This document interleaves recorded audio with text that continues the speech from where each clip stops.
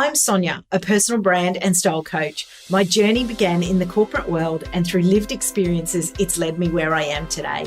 I've walked in those uncomfortable shoes, faced the same challenges, and questioned my path to professional success while simultaneously navigating my personal style journey and the changes each decade brings. I wholeheartedly believe in the fusion of personal brand and style strategy, as your personal style is actually intrinsically intertwined, not only with your executive presence, but who you really are. I've had the privilege of working with time-strapped female entrepreneurs and leaders just like you, assisting them in discovering their unique brand and style. My mission here is to provide you with practical, actionable strategies and lived experiences to help you unlock your next level of success through the power of personal brand and style. Whether you're already an experienced female professional or someone on the path to becoming one, if you're striving to create that next level of success that leaves a significant mark, you've found your place here. Let's get started. Welcome to another episode of the Style and Strategy Podcast. Today, I'm taking a little bit of a different direction and predominantly focusing on some style elements, but always with some strategy. So recently, I was invited to a white party. And being someone who had grown up watching Gossip Girl, one of the parties that they always used to have down in the Hamptons was a white party. So being invited to one, I was extremely excited because I thought, a white party, this is going to be quite cool. However, what I have noticed is actually I don't normally wear a lot of white when it comes to wearing dresses and so forth. Probably for some of the obvious reasons, as soon as I wear white, normally it gets something spilt on it or there's an issue. But also wearing white for me wasn't that practical. However, I had a lot of white tops, but no sort of white dress. And I was really keen to wear a dress because when I build an outfit to wear, I really like to consider where is it being held, what is the theme of that environment, what else is happening around us.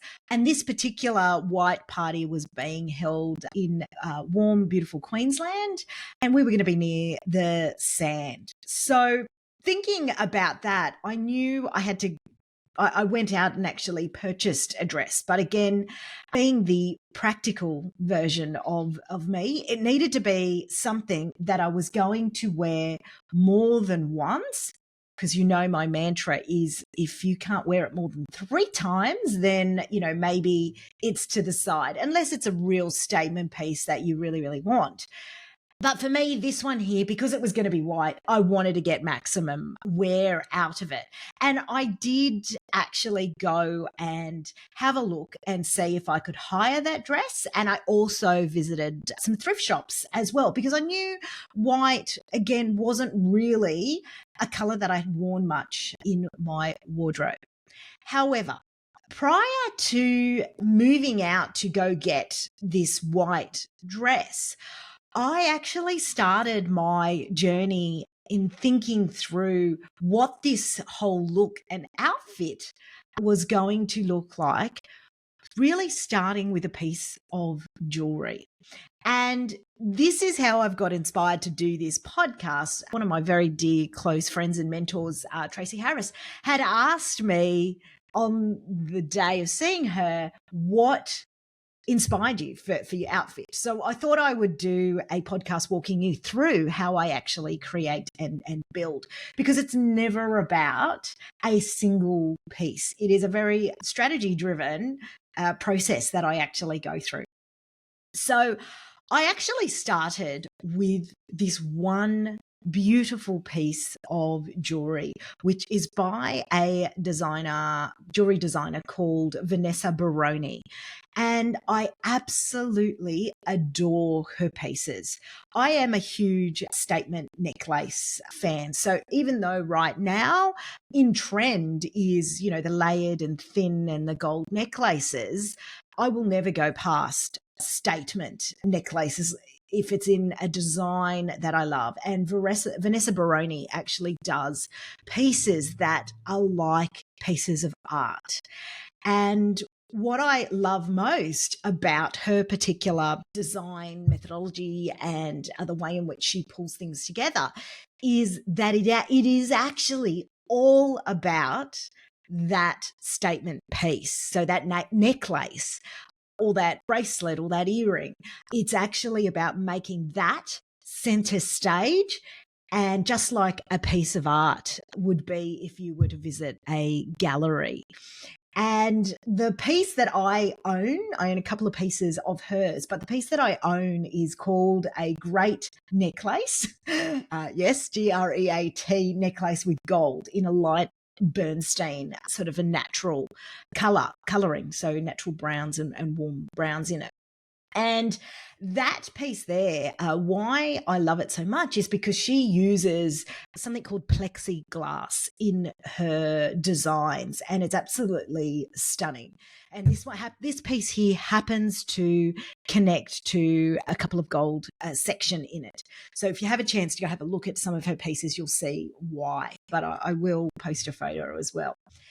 So this piece is really quite a chunky piece. And so I wanted to design and pick an outfit that would sit in the background of this piece, and this piece really stand in the forefront, very much like her methodology. So I started with the necklace that I had, and I also had the matching sort of round earrings as well. And so starting from that particular piece there, next was, as I said earlier, looking at what was the surroundings? Where were we going? What was the temperature going to be like? Was I going to need a jacket or not? And I knew that the temperature was going to be warm, so I wouldn't need a jacket. I knew that I'd likely be walking from the hotel to the location. So I needed something that if I was going to be sweating in it, then I didn't want any patches or anything like that. So for me, that was instantly, it either had to be a sleeveless or it had to be strapless. And given I was going for this piece, it needed to be strapless, I thought, because I really wanted the piece to stand out, given it was the center point of the design. And then working through that, it was then thinking about what fabrication did I want? Now, knowing that the weather up in Queensland is extremely humid, could be tropical, but also you're in a beach environment, I wanted classic linen. A beautiful thicker weave of linen was very important to me because I knew it was going to be breathable. So that sort of ticked that next box. The third section or the third consideration that I had was around the length and the shape. Now, given it was an evening event and I knew that it would likely be a little bit dressier, I wanted something that was either going to be maxi length or at least ankle length and no shorter. So for me, going out and looking for those pieces, it was quite quick to be able to search for what I wanted and being able to go online and really putting in those key attributes in looking for a dress. And there were actually two that came to mind. And one was a Shona Joy and another one was actually in Chic as well. But in the end, it came down to the Shona Joy dress predominantly because of the fit and structure and being able to get more wear out of it. So if you're wondering what that dress looks like, I will be posting an image of it on my social media. But that particular dress then was strapless, a really simple design. Again, thinking about the fact that I wanted something that would push to the background and let the necklace take its cue and center stage. And with that particular dress as well, being sort of almost full length on me, I think on anyone else taller probably would have hit about ankle. It was perfect in terms of that, and it was a lovely outfit as well. So then the last thing that I had to work through was actually the shoe. Now, given that I had touches of gold on the necklace, it was a no-brainer that I had to go for an open-toe gold shoe, and went for a beautiful bared shoe because I wanted a bit of comfort, but it's a shoe I already owned.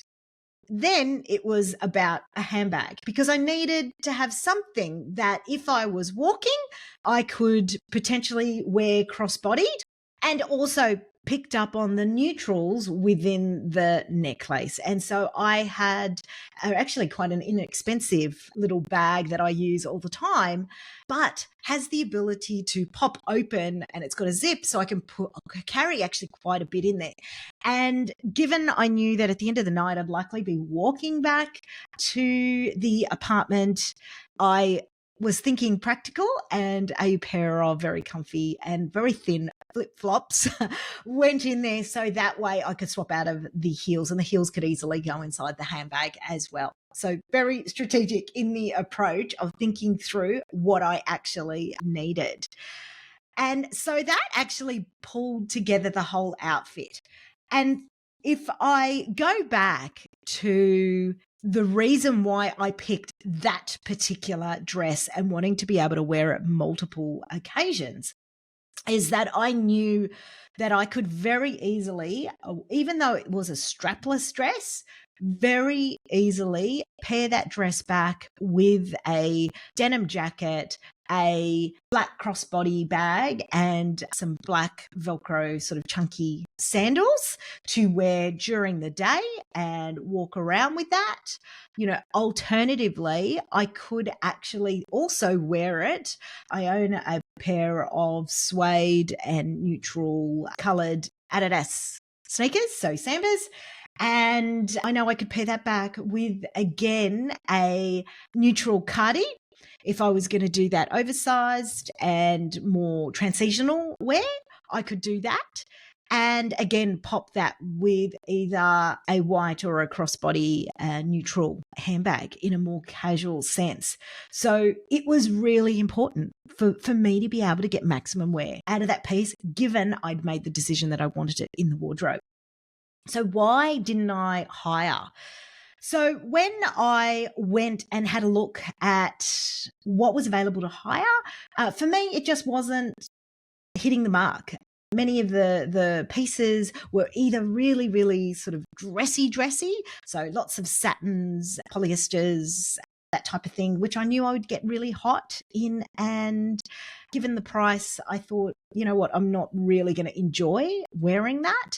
And it wasn't in my style. So there was no point settling for something that I thought this will do, because I know I would have felt it on the night. And so that really is how I came up with this particular outfit for the white party. And if you're interested in seeing some more about some of the outfits and how I could wear it multiple ways, I will be doing a reel on that as well on socials. But I hope you found that really interesting and maybe insightful as well.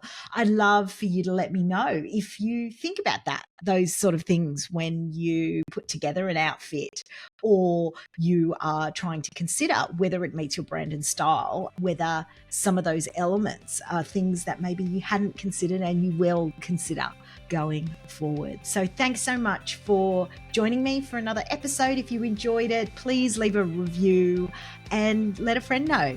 I'd love to hear from you. Take care. Thank you so much for being part of this inspiring episode.